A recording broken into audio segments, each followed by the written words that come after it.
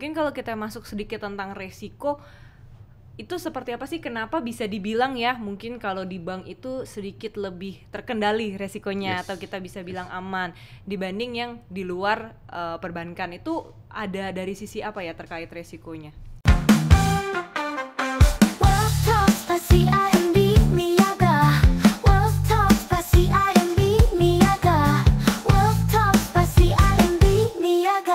Halo, selamat datang di Wealth Talk Treasury Series bersama saya Ferliani yang akan menemani beberapa saat ke depan. Nah, untuk topik kali ini, di segmen kali ini kita akan membahas tentang trading. Tentunya saya tidak sendiri seperti biasa, saya sudah ditemani oleh narasumber saya, Bapak Edi Susanto dari Treasury Capital Market Bank CIMB Niaga, seorang pakar dan ahli di bidang trading. Telah berkecimpung di bidang ini selama kurang lebih 15 tahun. Mungkin kita sapa dulu ya. Halo Bapak Edi, apa kabar? Baik. Gimana? Sehat Pak? Sehat, oke. Mbak Ferli? Sehat. Terima kasih untuk kehadirannya kembali di podcast kami hari ini. Mungkin kalau topiknya sekarang kan tentang trading ya, Pak Edi ya. Mungkin sebagai pakarnya di bidang ini, teman-teman mau tahu nih semuanya, basic definisi dulu deh dari trading. Apa sih definisi dari trading? Trading itu kalau definisi bahasa Indonesianya ya itu ya jual beli aja. Jual beli simple bisa, ya sebetulnya ya. Jual beli bisa jual beli makanan, jual beli mata uang, jual beli saham, jual beli obligasi. Nah, tentunya kalau di Treasury hanya ada currency dan obligasi. Ya kan, kalau saham mungkin di produk, dikemas dalam produk reksadana ya untuk kalau di perbankan ya. Gitu. Berarti kalau saya boleh rekap, di perbankan trading ini didefinisikan dengan jual beli. Produknya itu bisa berupa obligasi. Iya, bisa obligasi atau mata uang. Mata uang, betul. Kalau gitu sebetulnya kan kita sempat dengar nih di luar perbankan itu juga ada berita-berita tentang tradingnya. Mungkin sempat heboh nih beberapa saat lalu. Bedanya apa sih dengan trading yang mungkin Pak Edi jelaskan di versi perbankan? Jadi sebenarnya di perbankan dan non perbankan, nah saya sebutnya seperti itu aja. Kalau di perbankan udah jelas secara regulasi kita akan ada di undernya BI dan OJK. Betul. Tapi di non perbankan ya kalau terdaftar berarti ada di Bapepti pengawasannya. Kalau terdaftar ya. Tapi kebanyakan tidak terdaftar. Ya, jadi menarik ya. Kebanyakan tidak terdaftar. Nah, mungkin itu yang saya bisa jelasin untuk secara view gambarannya ya. Antara gambaran besar mungkin ya antara trading perbankan dengan non perbankan. Nah, yang biasanya yang bermasalah atau ya itu biasanya yang tidak terdaftar. Maksudnya tidak terdaftar di under pengawasan Bapepti kayak gitu-gitu ya. Emang berarti di luar Indonesia berarti ya. Betul. Di luar Indonesia yang dimana orang selama bisa akses internet bisa untuk mengakses ke wilayah-wilayah seperti itu gitu. Jadi menurut saya ya pasti nanti penjelasannya, persamaan dan perbedaannya akan ke resikonya seperti itu. Wah, kalau ngomongin resiko nih berarti mungkin kan tadi perbedaan secara umum ya, antara ada regulasinya dengan tidak ada regulasinya. Itu perbedaan secara umumnya. Mungkin kalau kita masuk sedikit tentang resiko, itu seperti apa sih? Kenapa bisa dibilang ya mungkin kalau di bank itu sedikit lebih terkendali resikonya, atau kita bisa bilang aman dibanding yang di luar perbankan? Itu ada dari sisi apa ya terkait resikonya? Misalnya resiko yang selama ini terjadi biasanya adalah pertama yang jelas kelihatan perbedaannya, yaitu kalau yang di non perbankan biasanya jualnya tentang leverage atau margin.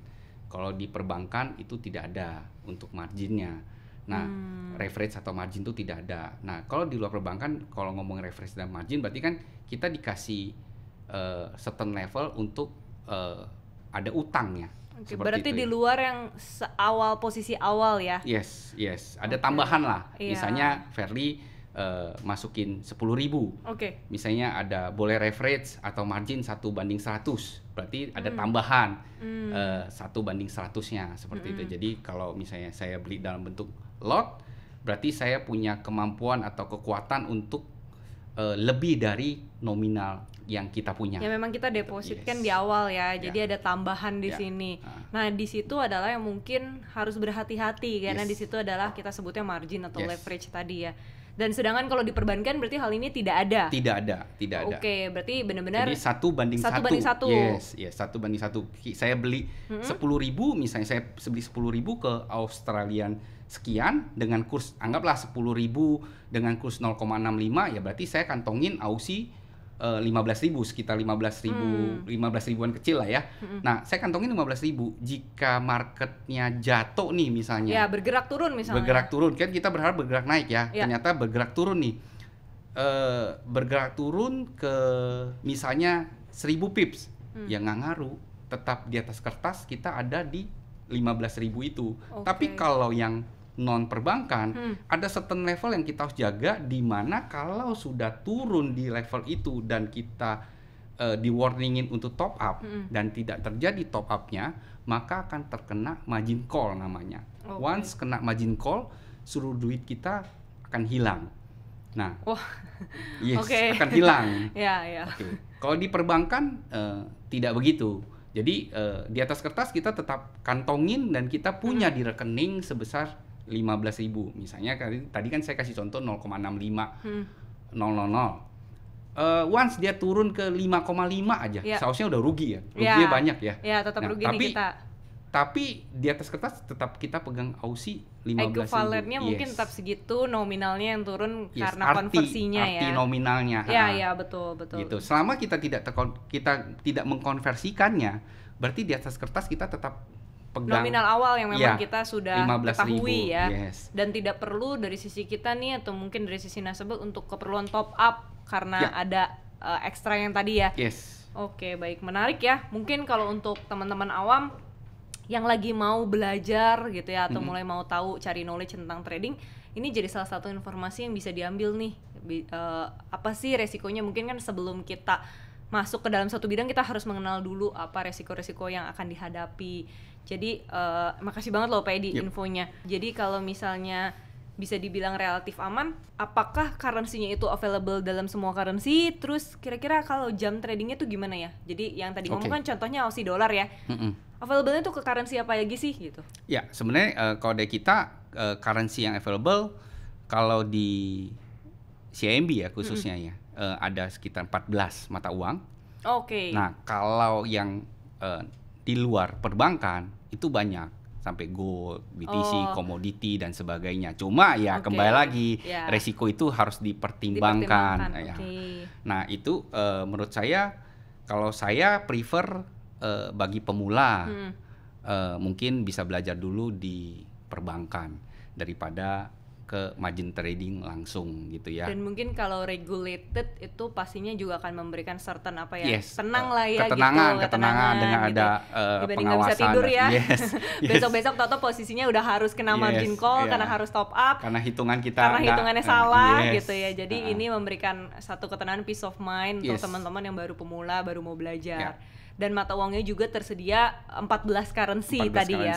Berarti semua currency available. Ada rupiah, ada US, ada Aussie, ada Euro, ada GBP, ada Sing, ada Yen, ada Swiss franc, Kanada, Korean won, SAR juga kita punya, Malaysia ringgit, Thailand baht. Termasuk mata uang yang cukup eksotis ya. Di CIMB juga punya ya Thailand baht, Korean won ya. Oh, menarik. Kalau jamnya sendiri gimana? Apakah itu accessible 24/7? Sebenarnya transaksi falas itu 24 jam. Kalau Bitcoin kan 24 jam 7 hari ya. Tapi kalau currency tidak. Jadi dibukanya di Senin jam 5, tutupnya Sabtu jam 5. Jadi 24 jamnya cuma 5 hari.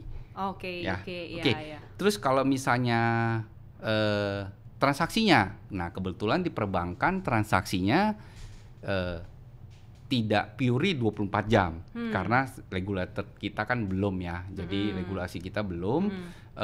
Jadi masih dari jam 9 sampai jam 3 kita bisa bertransaksi kapanpun. Oke. Dengan telepon saya ini misalnya. jam Indonesia ya? Iya, jam Indonesia ya. 9 sampai 3 ya. WIB ya, WIB. Iya, WIB betul. WIB. Bisa telepon saya, bisa dengan e-channel kita ya, atau perusahaan bis channel.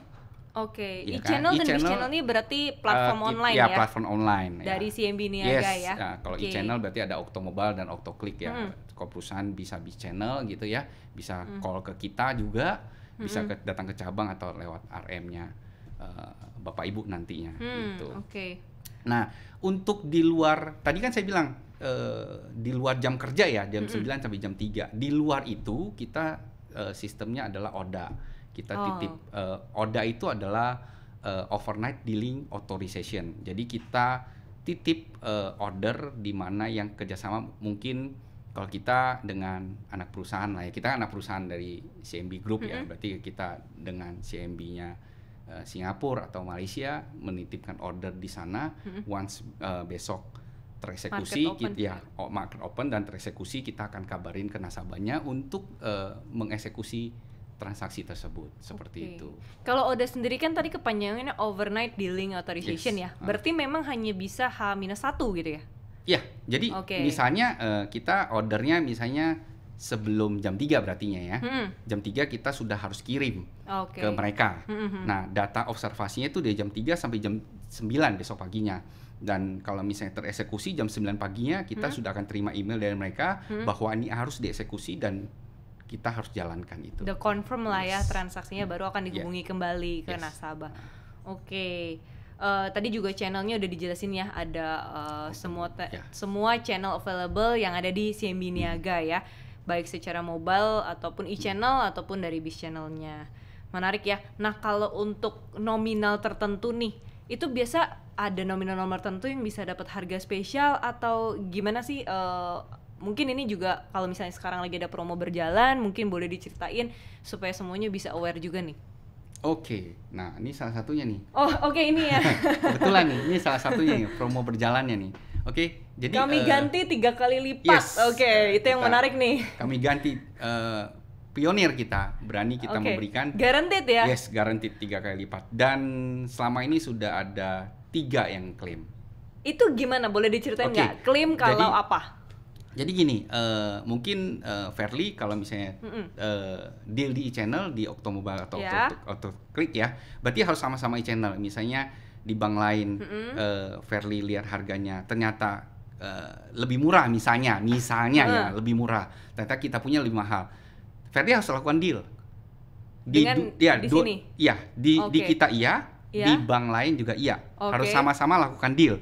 Selisihnya boleh 5 menit. Oke, 5 menit harus toleransi deal, ya. Toleransi 5 menit, harus sama-sama deal. Deal di sini CMB Niaga dan di bank lain. Deal juga. Nominal yang sama ya. Selisih 5 menit dan buktinya kirim ke kita bahwa kita punya lebih mahal. Nah, selisihnya kita ganti 3 kali lipat. Oke, ini udah berjalan berapa lama nih ya? Ini sudah tahun kedua. Tahun kedua dan so far hanya ada 3 aja yang klaim selama 2 tahun berjalan ya. Ya, kalau tahun pertama cuma 2. Oke, di tahun ini ketiga baru 1. Tahun ini berjalan 1 ya, luar biasa ya. Berarti totalnya 3. Segitu confident-nya Bank CMB Niaga dengan kurs yang kita berikan untuk semua nasabah ya. Jadi kita yakini bahwa yang kita berikan itu adalah competitive rate untuk semuanya. Oke, ini menarik nih promonya. Semoga diperpanjang terus ya setiap tahun ya. Iya dong. Oke, menarik. Mungkin kalau misalnya dari fitur-fitur sendiri, apakah ada yang mau dijabarkan kembali? Kira-kira yang mungkin perlu diketahui nih? Oke. Selain itu ya, selain itu sebenarnya Mbak Ferry kalau misalnya ke luar negeri nih, tidak usah bawa tunai terlalu banyak, bisa pakai kartu debit kita untuk tap saja atau gesek saja yang dengan adanya logo Mastercard, di mana Mbak Ferry kalau misalnya gesek langsung akan mendebit rekeningnya. Source of fund-nya adalah mata uang lokal tersebut ya? Misalnya Mbak Ferry lagi jalan-jalan ke Jepang deh, nggak usah bawa yen terlalu banyak. Nah, ternyata mau beli barang nih, 1.000 to 1.000 yen. Mbak Feli tinggal lihat kurs kita nih. Oh, kurs kita menarik nih. Kita deal, langsung gesek, bisa. Daripada kalau pakai cut, ya kan, kena konversi ya, kena biasanya konversi, ya, dan konversinya belum tentu di hari itu kan, bisa beberapa hari, tergantung pembukuannya, ya. Betul, seperti itulah kurang lebih. Dan ini kita udah bisa ini mungkin kan lifetime kan, mitigasi kali ya, kita bisa tahu kita memang deal di rate ini, kita agree di rate ini, lalu kita lakukan konversi, confirm, lalu kita baru transaksi di merchant tersebut gitu ya. Oke, menarik sekali ya. Dan ini bisa di semua negara di mana currency-nya available di Bank CIMB Niaga ya. Oke, wah mungkin ini salah satu tambahan wawasan juga buat semua teman-teman yang lagi ingin berpergian ke luar negeri. Kebetulan mungkin akhir tahun biasanya. Iya, rame ya. Akhir tahun itu rame, semuanya jalan-jalan year end. Kita lagi ada promo juga loh. Promo di mana ini kan lagi masa liburan ya, liburan anak-anak sekolah ya. Mungkin baru mau selesai nih. Kalau nggak di minggu ini atau minggu depan lah ya akan selesai. Itu kita kemarin itu dari anak-anak liburan kita buat promo di mana gesek di atau kita di link tapi harus masukin code-nya, promo code-nya, dimasukin promo code-nya, diklik, terus nanti nasabah akan dapat kayak Octopoint lah, yang dikreditkan ke rekening Octopoint-nya customer seperti atas itu. transaksi yang dilakukan selama periode tersebut ya. Dan kita ada promo-promo, misalnya promo udah habis nih. Seasonal. Nextnya nanti ada promo lagi sesuai dengan seasonal. Kemarin kita ada lagi zamannya haji nih, yang kemarin bulan lalu ya, haji ya. Nah kita juga ada SAR, promo SAR, di mana bertransaksi SAR berapa kali kita akan dapat certain nominal di Octopoint-nya kayak gitu-gitu. Oke. Berarti jangan lupa nih kita harus menunggu promo-promo berikutnya, apalagi menjelang year end gitu. Mungkin udah pasti Pak Edi dan tim akan membuat promo berikutnya ya. Nah, terima kasih banget Pak Edi untuk informasinya, untuk wawasannya hari ini yang udah di-share ke kita semua di sini gitu ya. Pastinya appreciate waktunya dan jangan bosan-bosan untuk sharing session berikutnya kali ya. Karena kita masih akan ada series lanjutan lagi untuk di Well Talk berikutnya. Oke, akhir kata saya Ferliani undur diri. Terima kasih dan sampai jumpa di Well Talks berikutnya. Have a good day. Bye-bye.